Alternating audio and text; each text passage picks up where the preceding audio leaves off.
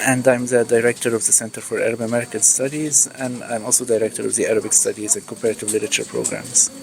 It's nice to meet you. What do you think on in regards to identities and like integrating identities? What's your opinion? Like, how do you explain it into more of like a shorter summary?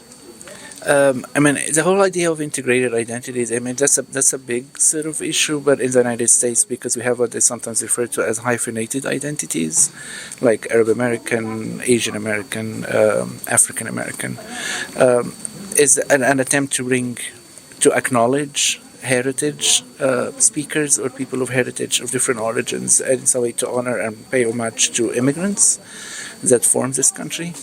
At the same time, aspects of it can be problematic in the sense that is there a push for integration, like asking people to integrate without acknowledging where they come from, or is it the hyphenation? Does that make it enough? For us as Arab Americans, part of our heritage is actually already very rich, even before becoming part of an American identity, and the language plays a very important part for the Arab American aspect, and a lot of people already speak the Arabic language, whether it's first or second generation, and even through that, the Arabic language itself is divided into dialects in addition to the standard Arabic. So I would say the integrated identities is a way that can be looked at positively to enrich our identities, our cultures, as long as we are aware of the fact that it should not overshadow the heritage of where we come from. That's perfect. Thank you for that.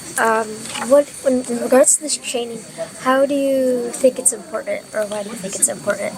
Regarding the training for students, I think students are the future of any country, and I think being trained in order to understand where you come from, what you are capable of doing. I think Arab Americans in particular, and students in general, are capable of much more than they think they are.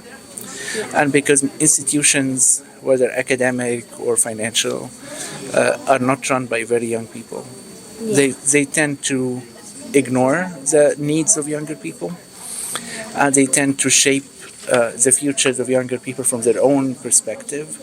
And what training can help is that it can motivate younger people to shape their own future, because actually they're shaping everybody's future in a while. So they should start early. And I think this is where caring for younger people has to do with also preparing them for a future where they would be not just on their own, but they would actually be leading everyone else. And I think this is where training comes in. We're preparing leaders, and not just independent or individuals, but also leaders of an entire nation and leaders of the world, actually. Thank you so much for that. Do you think they'll get anything out of this kind of training? I think students, some people, definitely younger, but even older people might view integrated identities as something that can be taken for granted. You are in a place, so geographically you belong to that place. Yeah. A training in integrated identities is important because it can put an extension to where you are. So you are not where you are. Mm-hmm. You are also what you and your families have been. That's in the past, and in another land, and what you can become, and that is in the future as well, which might also be in another land.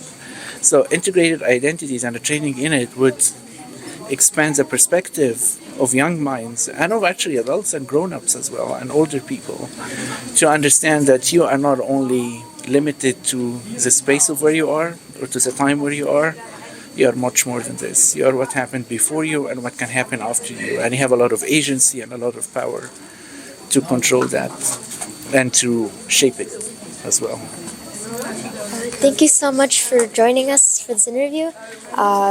It's nice to get other people's opinions on this kind of topic, because in regards to worldly situations, I feel like people could respond more, get a different viewpoint in regards to Arab American history. Yes, I think we as Arab Americans have a duty towards ourselves and to our culture to let people know who we are and where we come from. And I think our students have a lot going for them, and they are much more powerful than they think they are.